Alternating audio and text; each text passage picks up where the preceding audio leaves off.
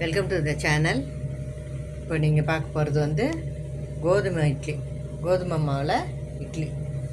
அதில் வந்து நான் இதில் ரெண்டு வந்து ஃபுல்லாக எடுத்து போட்டிருக்கேன். 2 அழகு எடுத்து போட்டிருக்கேன். இதை நல்லா வாசனை வர வறுத்துக்கணும்.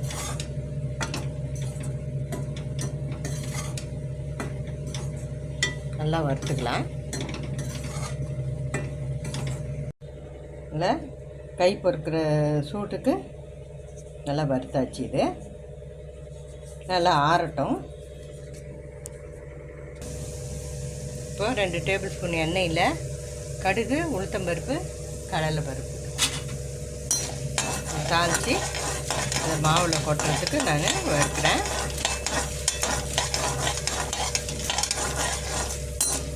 இது வேணுன்றவங்க வந்து கொஞ்சம் கேரட்டு திருவி கொட்டிக்கலாம், கருவேப்பிலை, அவங்களுக்கு என்ன விருப்பமோ காய் போட்டு கூட வதக்கி அதில் கொட்டி இட்லி சுடலாம். இப்போ செவந்து போச்சு, நான் நிறுத்திடுறேன்.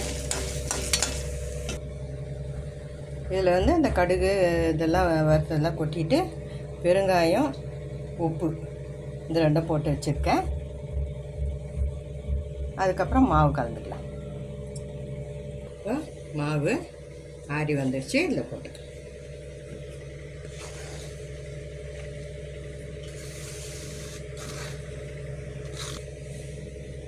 இதுலேயே வந்து நான் உப்பு பெருங்காயெல்லாம் போட்டேன். தயிர் ஊற்றிக்கலாம். தயிர் ஊற்றிட்டு கொஞ்சம் அலசி ஊற்றிக்கலாம்.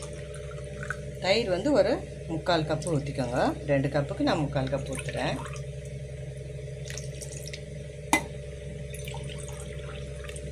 இது கொஞ்சம் கொஞ்சமாக தண்ணி ஊற்றி இட்லி மாவு பதத்துக்கு பண்ணிக்கணும். இருங்க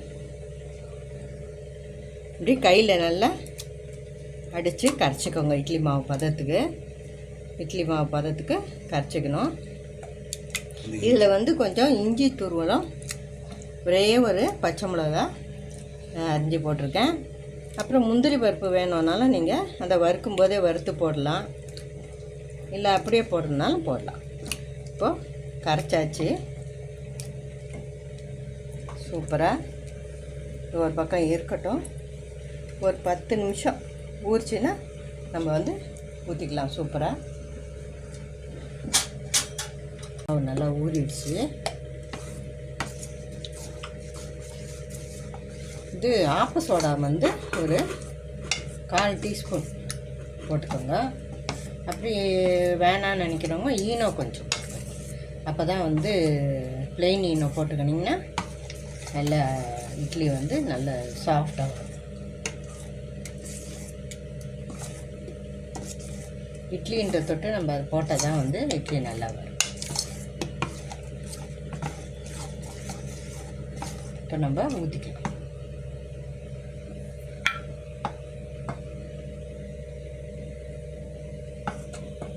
எண்ணெய் தடவி இருக்கேன் இட்லி தட்டில்.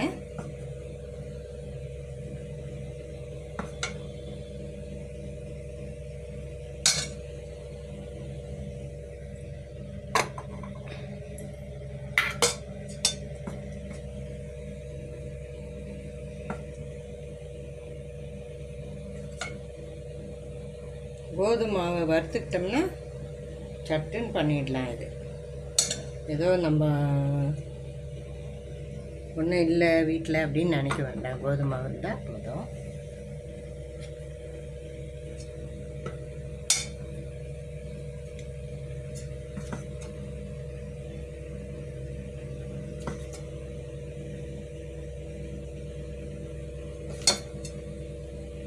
வெளியே எடுக்கும்போது நல்லா ஆற விட்டு எடுக்கணும்.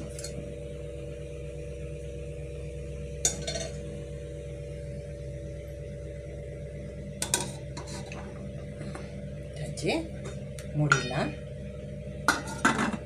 மூடிட்டு இது கொஞ்ச நேரம் ஒரு 10 மினிட்ஸ் மேலே எடுத்துக்கும் வேகத்துக்கு. கோதுமை மாவுன்றதுனால வேகட்டும், அப்புறம் காட்டுறேன். சூப்பராக வந்துச்சு இட்லி. இதை வந்து எடுத்துக்கலாம். கொஞ்சம் ஆற விட்டு எடுக்கணும், அப்போ தான் வந்து நல்லா வரும்.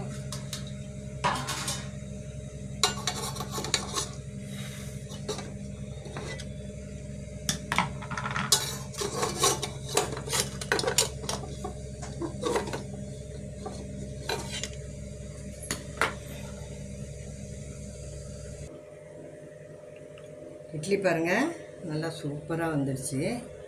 இதே மாதிரி நீங்களும் ட்ரை பண்ணி செய்து பார்த்துட்டு எப்படி வந்ததுன்னு சொல்லுங்கள்.